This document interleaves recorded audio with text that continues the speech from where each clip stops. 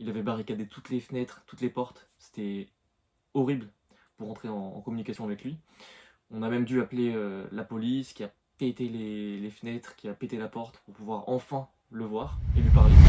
Bonjour à tous et bienvenue dans cette nouvelle vidéo dans laquelle on va tout de suite aborder la question de comment faire quand votre logement est squatté, que ce soit votre appartement ou votre maison, puisque c'est un sujet qui est assez sensible en France et qui m'énerve particulièrement au niveau de la législation.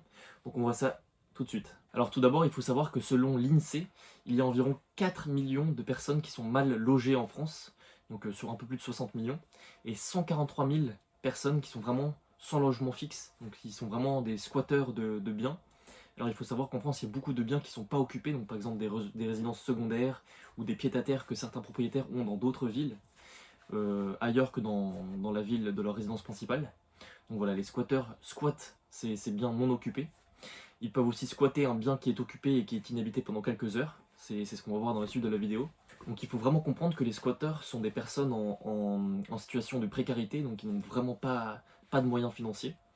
Et dans la plupart des cas, en fait, pourquoi ils vont squatter des biens? Dans la plupart des cas, des faux bailleurs, donc des escrocs, vont se faire passer pour des propriétaires et vont proposer des biens qui leur ont semblé un peu inhabités pendant quelques temps ou alors qu'ils ont vraiment trouvé abandonnés dans certaines villes.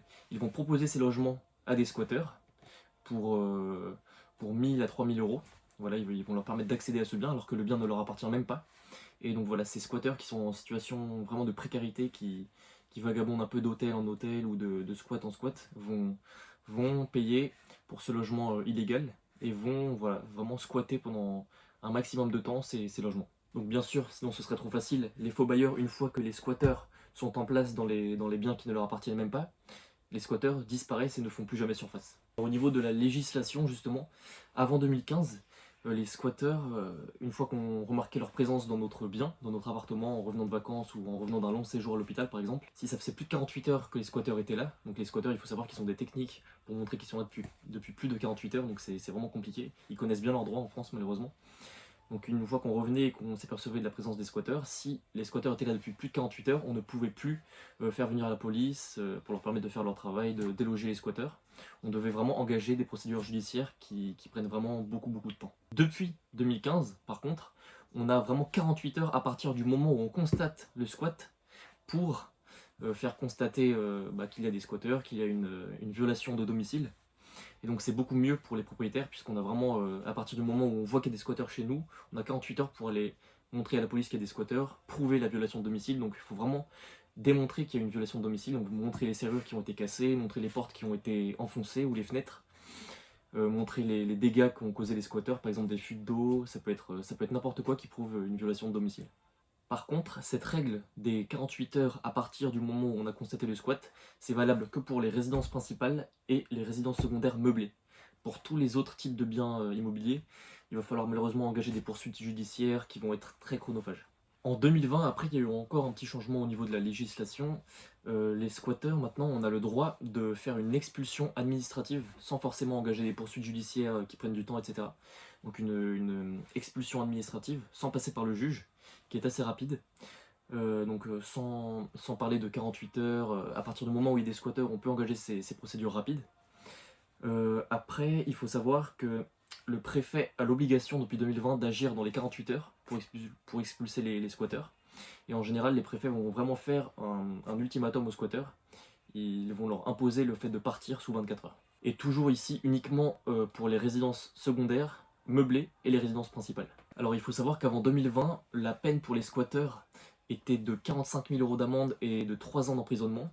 Depuis 2020, elle est d'un an seulement d'emprisonnement et de 15 000 euros d'amende, donc c'est un peu allégé. Par contre, ce qui m'énerve en France, c'est que si le propriétaire expulse par l'usage de la force, donc soit lui-même, soit en faisant appel à des hommes de main ou des sociétés qui... Dans d'autres pays, voilà, on peut faire appel à des sociétés pour virer les gens. En France, ça n'existe pas officiellement, mais voilà, on peut toujours trouver des solutions. Si le propriétaire fait appel à l'usage de la force pour virer les squatteurs, il est susceptible d'obtenir la même peine, donc 1 an d'emprisonnement et 15 000 euros d'amende, puisqu'il s'agit malheureusement d'une expulsion illégale dans ce cas-là. Et en France, ce qui me rend complètement fou, c'est que malheureusement pour les propriétaires, les squatteurs connaissent très bien leurs droits, et en fait ils vont utiliser pas mal de techniques, comme par exemple le fait de faire des factures EDF à l'adresse qu'ils sont en train de squatter, c'est très utilisé. Malgré le fait qu'il y ait déjà un contrat d'électricité pour le logement, ils vont en faire un autre à leur nom. Donc là, ça rend vraiment l'enquête, la procédure beaucoup plus complexe.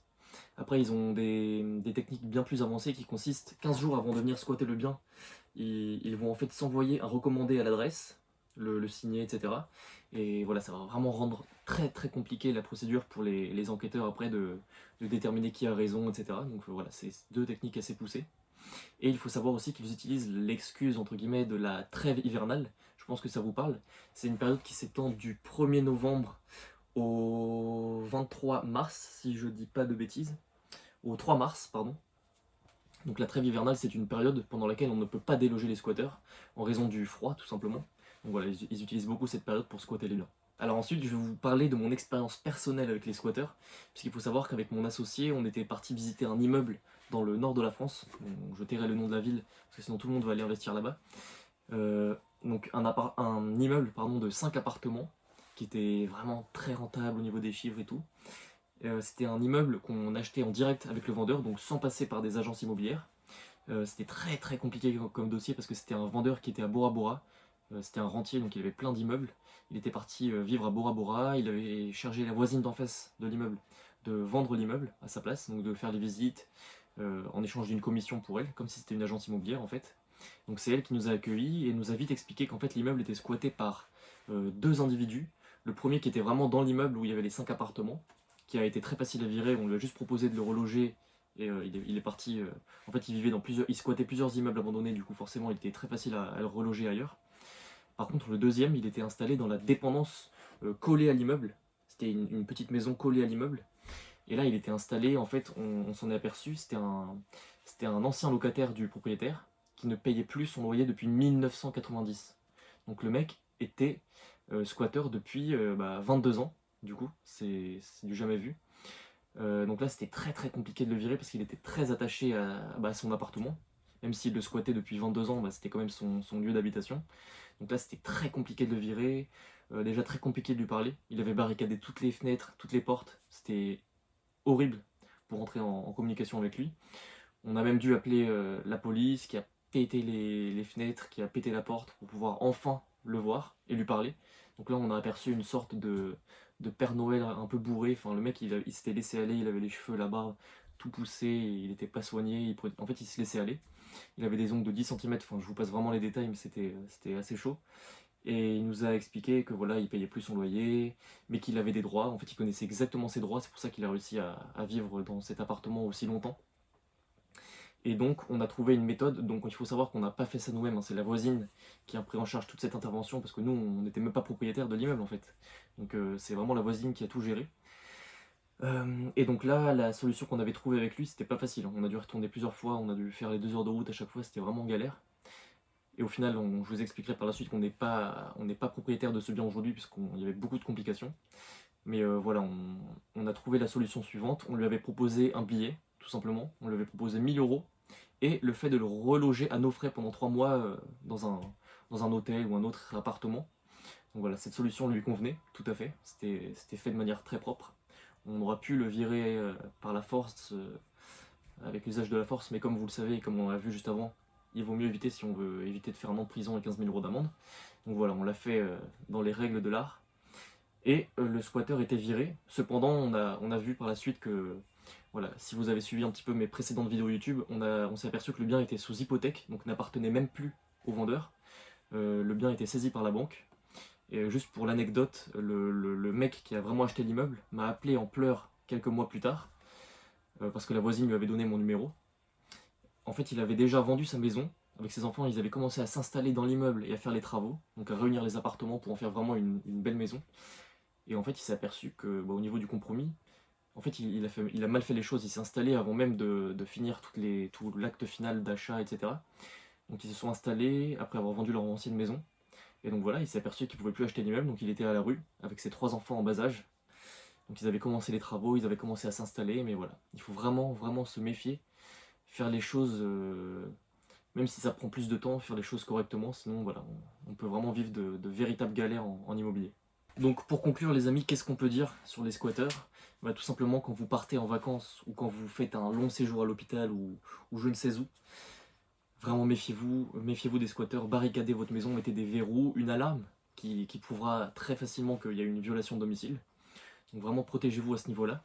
Et si vraiment le destin met sur votre chemin des squatteurs, bah faites les choses dans les règles de l'art, virez-les en les logeant à vos frais pendant quelques mois, ça marche très bien. Une fois qu'ils sont délogés, donc même en leur proposant un petit billet pour vraiment les convaincre, une fois qu'ils sont délogés, vraiment barricadez votre logement, donc mettez des vraies fenêtres, de vrais volets solides, une porte avec enfin voilà, une porte solide, des volets, une alarme. Faites tout pour qu'ils ne rentrent plus. Si vraiment vous n'avez pas le temps de tout de suite barricader votre bien, vous pouvez engager un gardien qui va vraiment vivre dans la maison pendant qu'elle est inhabitée. Après, je connais des gens qui font exprès de faire de fausses traces d'effraction, de violation de domicile pour pouvoir loger, pour pouvoir virer les squatteurs plus facilement avec la police. Bon, ça, je vous le recommande pas trop parce que c'est un peu borderline, c'est un peu à la limite de la légalité, c'est un peu chaud. Il y en a qui font appel à la force, il y en a qui font appel à des amis qui vont tabasser les squatteurs. Hein. Ça arrive très souvent. Mais après, à vos risques et périls, si vous voulez finir en prison 1 an et payer les 15 000 € d'amende, à vos risques et périls. Moi, je vous conseille vraiment de faire les choses dans les règles de l'art. Donc voilà, chacun fait comme il veut. Sur ce, les amis, on va pas refaire la législation en France. On est là pour trouver des solutions avec ce qui existe actuellement. On peut rien y faire malheureusement en France, c'est très compliqué quand il y a des squatteurs. Malheureusement, ils ont leurs droits. Donc voilà, on fait avec, on trouve des solutions. N'hésitez pas à me mettre en commentaire si vous avez vécu une situation un peu similaire à la mienne ou similaire à ceux qui se font squatter leur logement, qui est vraiment une situation pas agréable du tout, je vous le garantis.